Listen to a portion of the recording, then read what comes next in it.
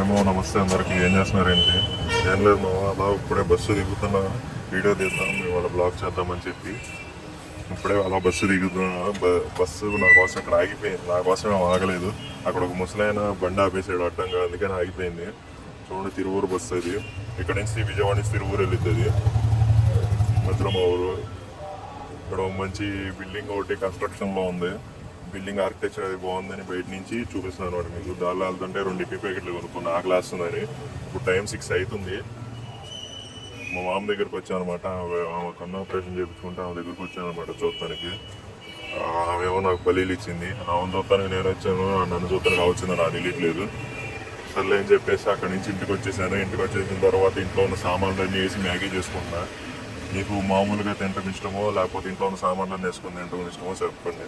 మా అమ్మ అయితే రోజు తిట్టింది నన్ను, ఏంటి సామాన్లను వేసి ఎందుకు చేస్తావు అలాగా అని, ఆగం చేస్తావని. కానీ ఏమో నాకు అలాగే నచ్చింది. ఉత్తిగా చేసుకుంటే అసలు తినబుద్ధి కాదు, నేను తిన్న కూడా అలాగా. ఓకేనా? కామెంట్ చేయండి మీరు ఎలా చేసుకుంటారు కానీ.